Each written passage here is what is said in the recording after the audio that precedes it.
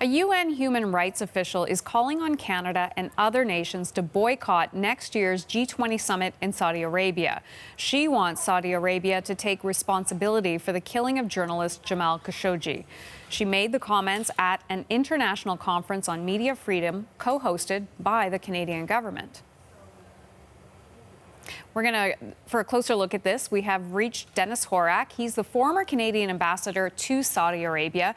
And in fact, he was expelled during last year's diplomatic spat with the country. He joins me now from Toronto. Thank you so much for your time, sir. Let's start first. I know you don't think Canada should be boycotting the G20 summit. Tell us why.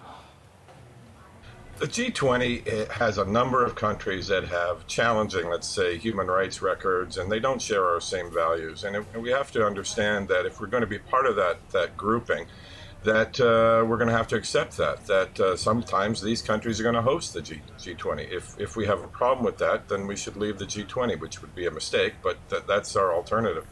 If we're concerned about only mixing with countries that share our values and have democratic systems, then we have the G7 for that. The G20 is a very different animal. So how would you put pressure on the Saudis, or do you even think we should?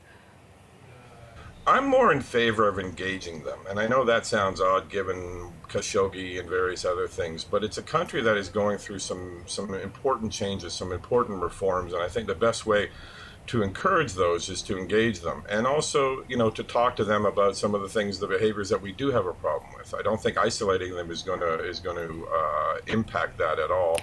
And boycotting the G20 and things like that, I'm not sure what our objective would be. What is it that we're looking for? What is the benchmark? What is the measuring stick for when they've done enough? And it's not clear to me. Well, let's be frank. When you engage them like you did, you're now persona non grata. Yeah, well, it wasn't because of what I did. It was because of the tweet, and I don't think that was engagement. We didn't have an engagement process with them at all. What we were doing was yelling from the sidelines and wagging our finger, and that didn't work. That won't work, and I think that's what helped make us vulnerable to the kinds of pressures that the Saudis put on us.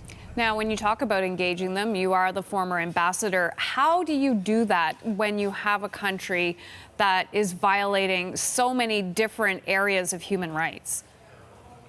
It's a challenging question. There's no doubt about that. But the thing is, you have to, I think, engage at the political level, at the senior levels. You get prime ministers, ministers in there on a regular basis, because the only way you can influence these countries is to have access to the leadership that makes those decisions.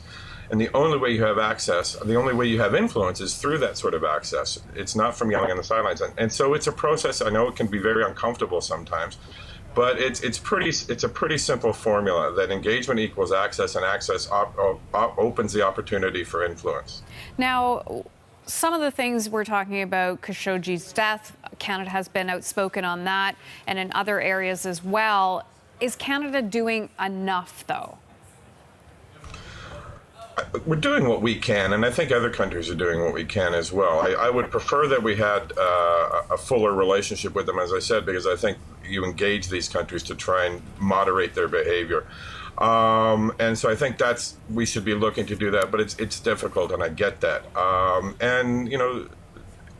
We're not always going to be successful, but they are embarked on a reform effort on the social and economic sphere. These are positive changes that have been happening over the last 3 or 4 years, despite the difficulties with human rights and despite the Khashoggi issue. There are positive directions that are going there, and I think it's in our interests, if we really care about what's going on there, to engage them, try and encourage them down that path. Tell us about some of the positive progress that you saw when you were there during your time.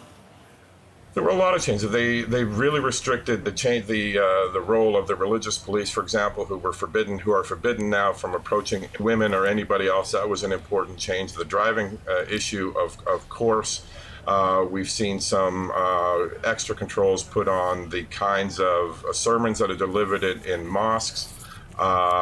Entertainment, which sounds frivolous to us, but it really isn't, because it involves some of the first times that we've seen gender mixing in the country is through the entertainment space.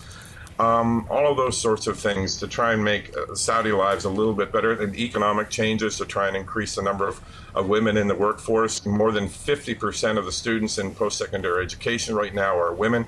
So there are important changes that are happening there, and it would be in our interest to try and engage and encourage those, as we were doing a little bit before, but not at the highest political levels, which I think was a mistake. I also want to ask you about Iran, because you were head of mission there in 2011, I believe, just before Canada cut ties with Iran in 2012. What do you think of what you're seeing now go on between President Donald Trump and the Iranian government? Yeah, I was there from 2009 to 2012, so as you said, just before we closed, and it's kind of a little bit of a back to the future right now, because at that time there was a lot of pressure building on Iran to try and enter into a nuclear agreement, and they were ratcheting up their enrichment. They were actually much higher enrichment levels at that point. And so now we're seeing them sort of go back to where we were back then, which is basically the responsibility of Donald Trump for walking out of the agreement. So we're seeing the ratcheting up of pressure as we saw before. I don't think it's going to lead to a war, at least not an intentional one. But these kinds of tensions in a region as volatile as the Gulf are never a good thing. And hopefully some sort of arrangement or agreement can be reached to sort of try and get us back to where we were. But with Trump and some of the Iran hawks, I think that's unlikely. So it's a difficult period. It's potentially a dangerous period. But as I said, neither side wants war. So hopefully cooler heads will prevail. And just one other further question, because I have you here, I want to pick your brain. The U.S. government is calling on other countries to take part in patrolling the waters. Do you think Canada should be a part of that? We have been in the past, not necessarily directed at Iran, but certainly we've had ships regularly in the Gulf in the past. And if there becomes a real threat to shipping in the Gulf, then it's something I think we should consider. As I said, we did it in the past. It's an important international waterway. It's important to the world economy. And while Canada may not be dependent on Gulf oil, most of our major trading partners are. And so we would have an interest in free shipping in the Gulf. So you do think it's something that Canada should potentially be considering?